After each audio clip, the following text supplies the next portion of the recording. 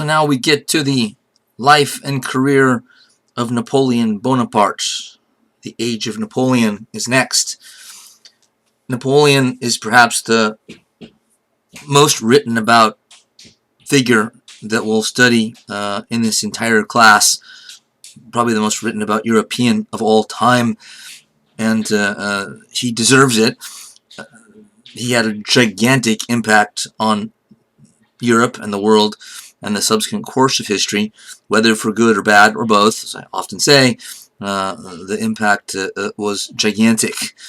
So Napoleon is a larger-than-life figure in many ways, a legendary figure, although some see him as a villain. Some historians think of him as a monster, even now. And so the jury is out. It's another one of those historical debates or interpretive issues. I'm a little bit in the middle on this, and I try to present the things from different perspectives, so I'll probably be overall agnostic with a few editorial comments thrown in here or there. But Napoleon is fascinating to many people, including myself, to learn about, read about, study, partly because of his brilliance. I told you before that I'm always fascinated by genius, and this is a genius in a different category. The way I like to say it, I think I may have already, is that Isaac Newton and Napoleon might be the two smartest people we meet in the entire class. They're not that comparable. So here's one way to think of it. Well, this isn't technically correct, of course, but Isaac Newton is the most brilliant person in the sciences, hard sciences, and Napoleon, as a military genius, political as well, most likely, is kind of a genius in the social sciences. Certainly politics is a social science. Military studies is a social science. In a sense, it is. So they're not that comparable. But if I had to rank the top person in each one of those two categories, I would put Isaac Newton alongside Napoleon and vice versa. Evaluating Napoleon is interesting and fun because not only was he a genius, but he had just an interesting personality all the way around. Again, in some ways, larger-than-life personality. He said at one point, this even shows his personality and his own ego, which was gigantic. "I am the revolution on horseback." That's a direct quote. What does this mean? Well, Napoleon saw himself as exporting the French Revolution, its values, liberty, equality, fraternity, Enlightenment-oriented institutions, rule of law, etc., to other parts of Europe. Remember, the French revolutionaries had that kind of idealistic, self-righteous belief that their revolution, at least the values behind it, should be exported. Well, Napoleon is doing so in the French revolutionary way, not just the values, but he's doing it at the point of a gun or bayonet. So, but he puts a very idealistic gloss on it, an ideological gloss, by making that claim. Now, whether he really believed that, or that was just a justification, or public relations to make his invasions of other countries, his conquest of other countries by force, look somewhat nobler than they were, is hard to say. Nonetheless, we will explore the real possibility that what Napoleon did bring, even putting aside the violence, in some ways, or if we can't put aside the violence, in some ways may have been good for some of the countries and peoples that he overran by force. There were leaders in every country, Germany's, Italy, not a majority, but a number of them, who actually believed that what Napoleon brought helped improve their country politically, economically, etc. The classic question asked of Napoleon, so much so that it's become somewhat cliche in my profession, but it's still a worthwhile question to ask. Did he continue the values and ideals of the revolution and enlightenment, or did he betray them? And the question, the answer to the question depends on how you slice and dice the question itself.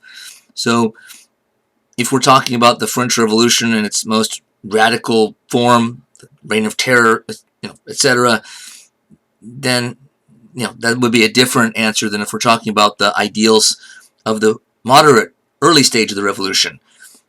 I think the question is usually meant to ask the latter.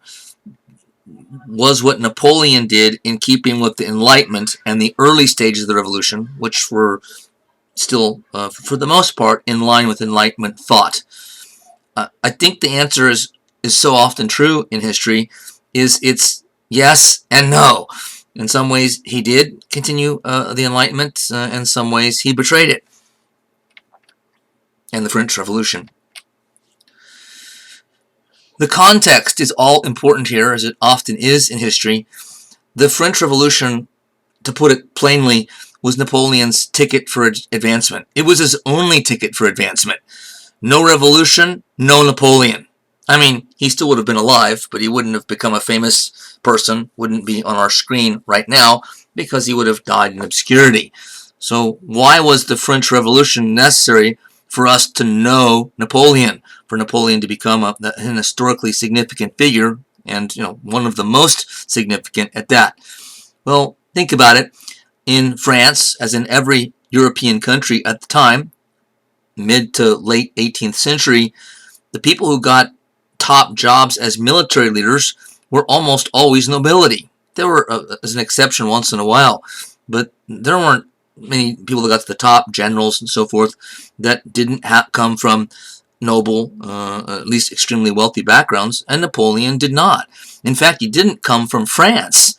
Napoleon was born and raised in the island of Corsica.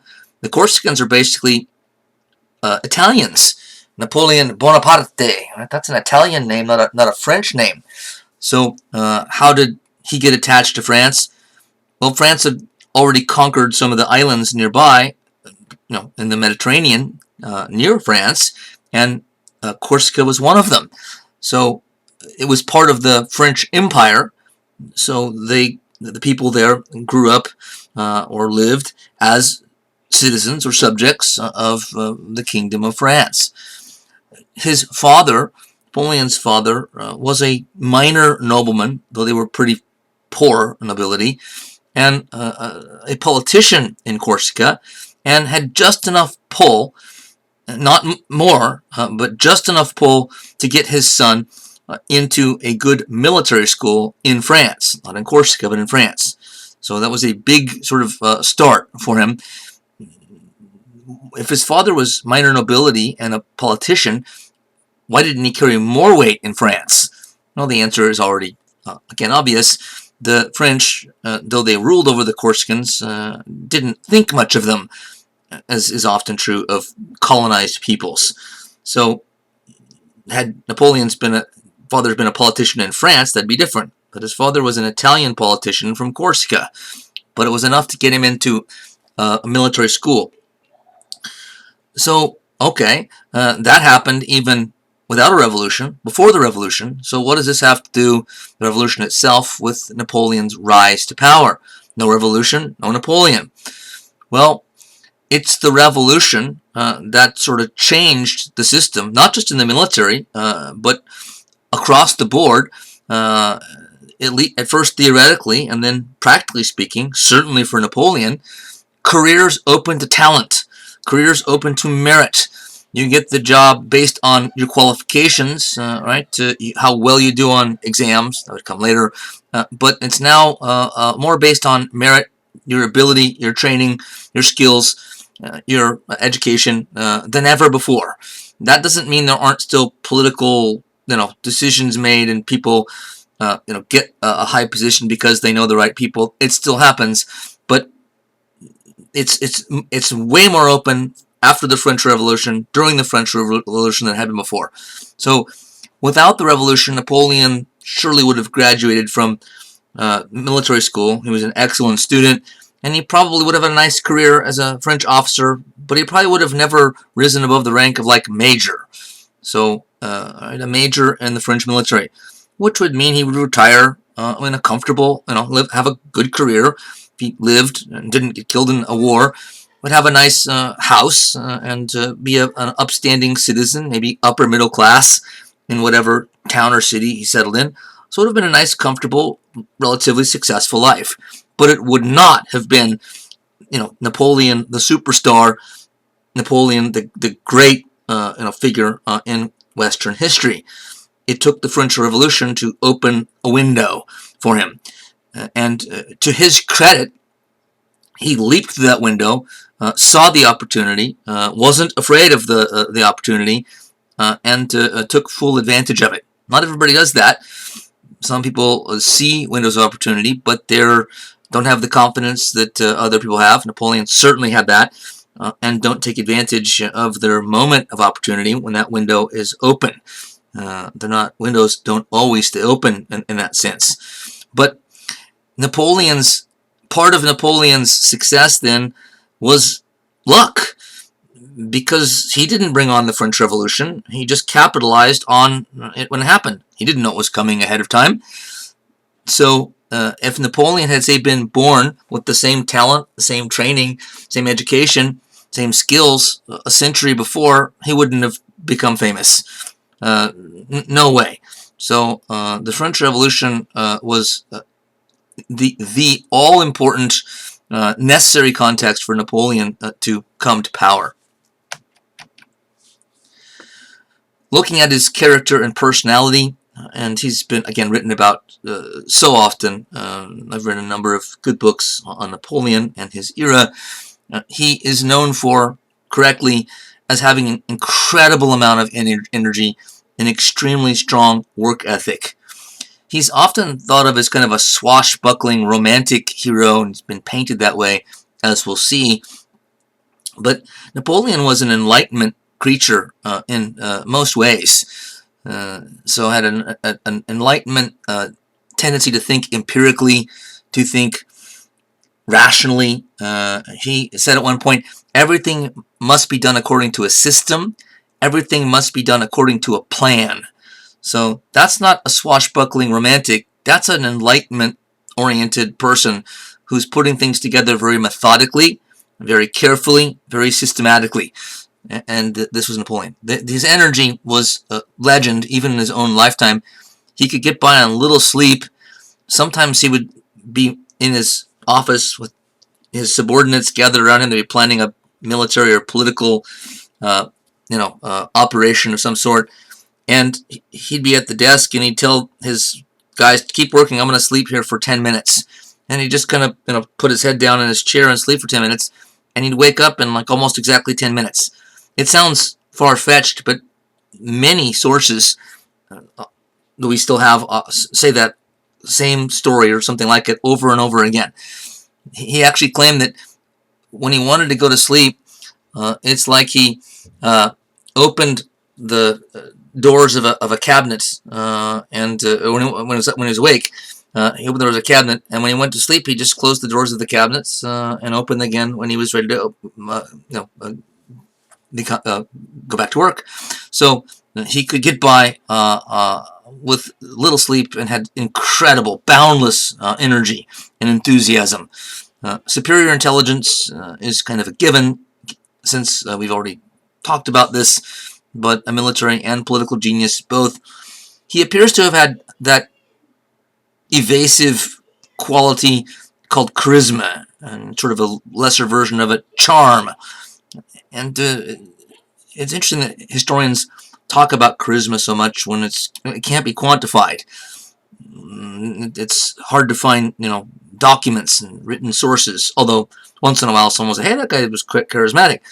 I don't know if that's true in Napoleon's case, but we can infer it from his career and his actions and the response that he got to his actions. So it does appear that he had an ability, whatever makes for charisma. And to define it, I suppose it has something to do with someone's strength of personality.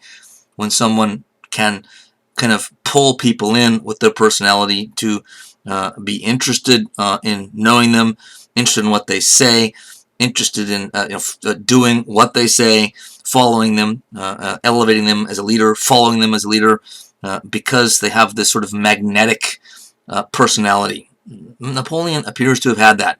We'll see some, I think, strong evidence that that's the case, or was the case. He also possessed a lot of ruthlessness.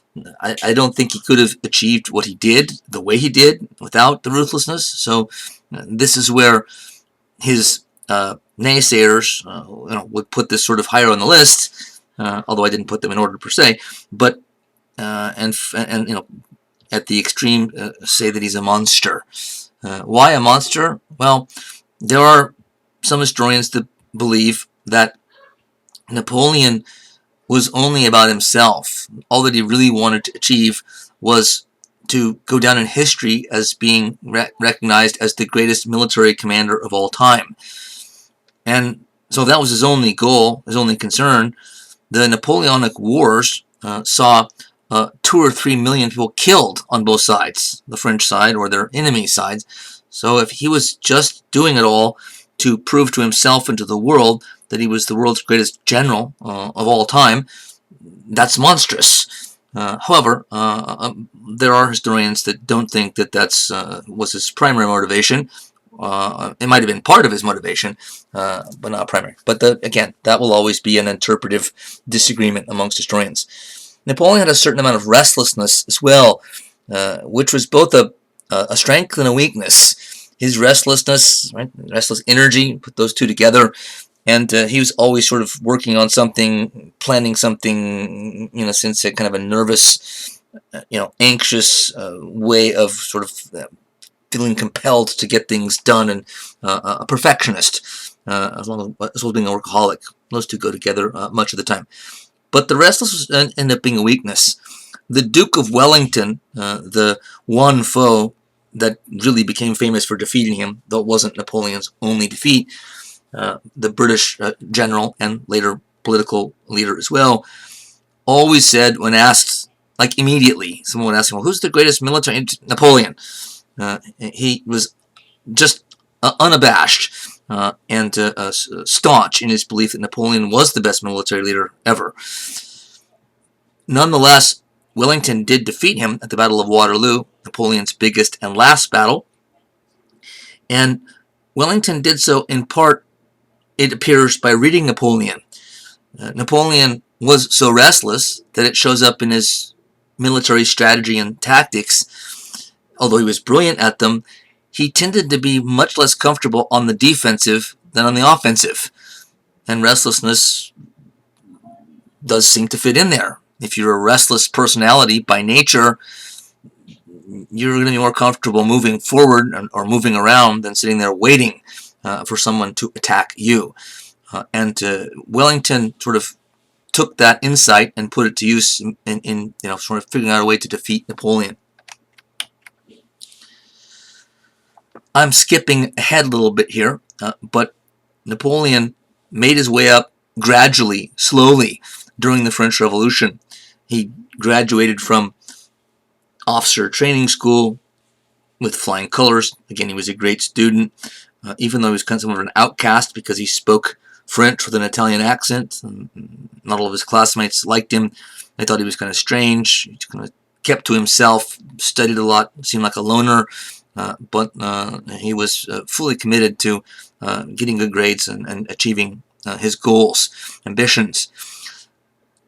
So I'm sorry, give me 1 second here. My phone went off. So Napoleon volunteered his military services to the revolution. And remember, the French revolutionaries went to war in 1792. So Napoleon had a job getting experience in command. So he fought, led troops as he worked his way up through the officers' ranks in battle. He also put down a number of insurrections or rebellions within France, coming after the Thermidorian reaction. He protected the Directory that we talked about at the end of the last lecture, just after the Jacobins fell. So Napoleon in one coup attempt by monarchists or conservatives who wanted the monarchy back, who filled the streets of Paris one day. He was sent out by the government to disperse the crowd, and he did so. Napoleon was an artillery officer by training, so he always valued artillery and knew it through and through. But he brought artillery pieces out and fired on the crowd. I don't know how many were killed, but scores. And he said famously later on, "I gave the crowd a whiff of grape shot." Grape shot is stuff that's fired from a cannon, not a cannonball or a single projectile. It's like metal casing with like nuts and bolts and any kind of sharp, jagged metal that kind of goes off like a shotgun, although a gigantic shotgun. So it just tears people apart, cuts them in half. But he was, again, ruthlessness we talked about. He was not, in any way fazed by doing these kind of things. Which are ghastly to most of us today. By the end of the 1790s, he'd become a general at 28 years old, extraordinarily young to achieve such a position. But all of that was based on service to the revolutionary governments from the military perspective. And he was involved in a coup effort, the Brumaire coup as it's known, that took down the Directory in 1799 without violence, though he brought troops with him into the legislative chamber in Paris, which ended up being kind of the key to overthrowing the government. It kind of stunned the leaders there. They tried to push him out at one point, but he made his way back in.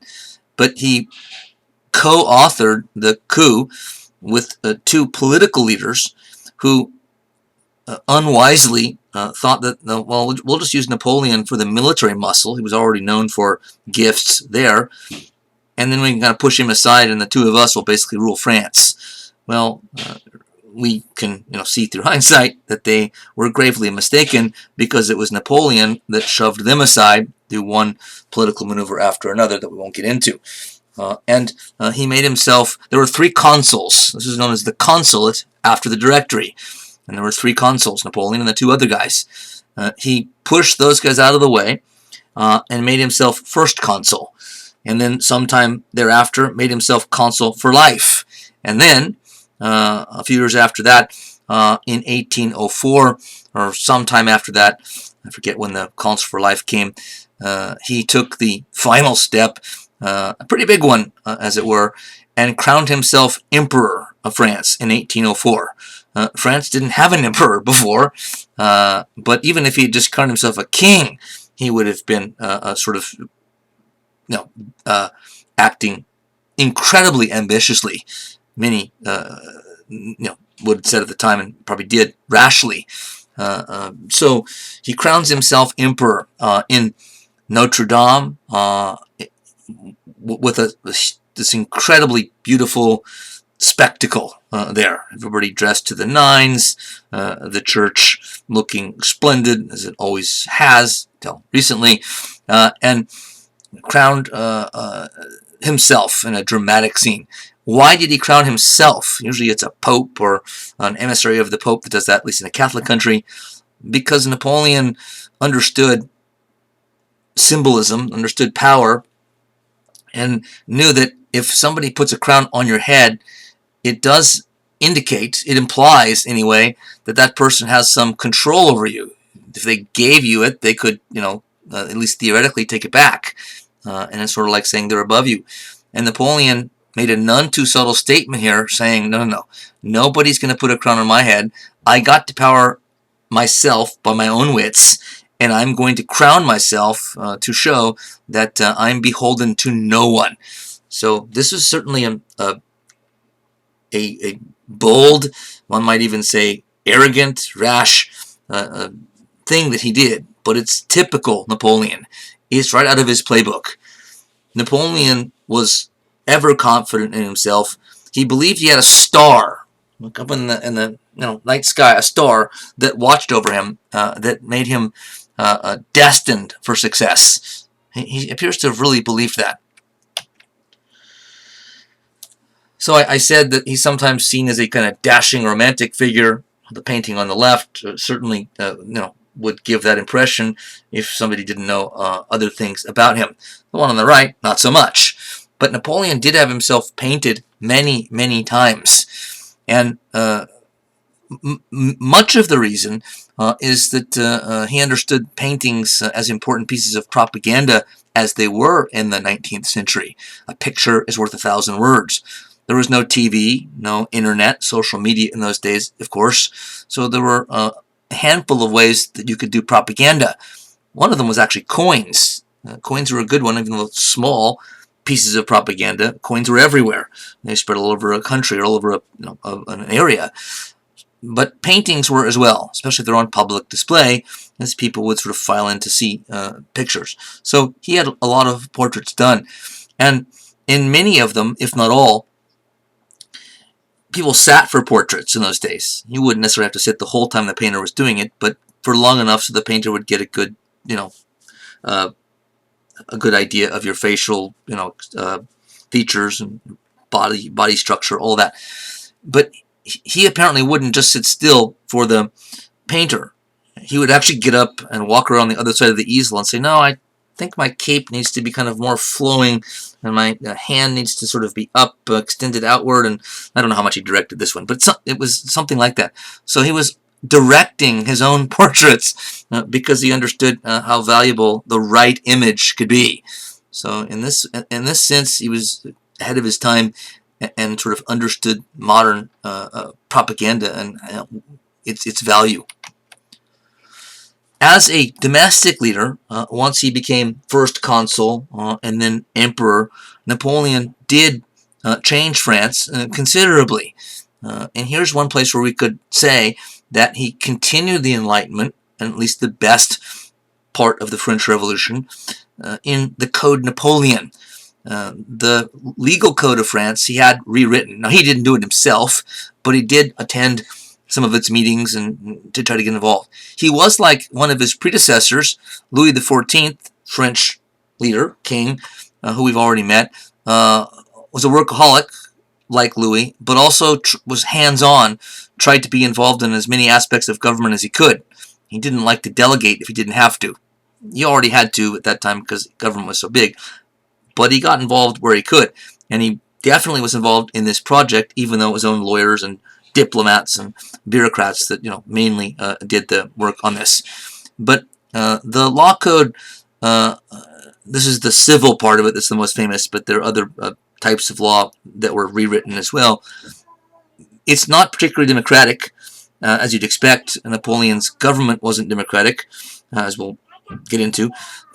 But nonetheless, it still streamlined the legal system because it made the written law much more uniform, much more standardized, much more modernized. So it was easier to navigate. The laws were consistent, made more sense. So it was a step towards a better and fully functioning, modern, even democratic legal system, if democracy wasn't quite in there yet. I'm going to come back to that part. We should say that Napoleon took over really as a strongman, as a dictator, and he had the support of the public, so he didn't have to push his way into power except in the Brumaire coup, but again, that was done with a couple of others. Napoleon had the support of the public, and this is another area where the timing was right for him as well. After by 1800 to 1804, when he was first in power as leader of France, France had already been through a decade plus of civil war and revolution and violence and instability and insecurity, irrationality, and people were understandably fed up with it. So it was the right time for a strong man to come around and say, hey, I'm not going to give you democracy. I'm not going to necessarily care about your rights so much, but I will give you law and order. I'll make it safe for you to leave your house in the morning as a citizen. If you mind your own business and abide by the law, you'll be safe and protected. And at least at that time, after all that upheaval for years and years, that seemed to make sense to many people.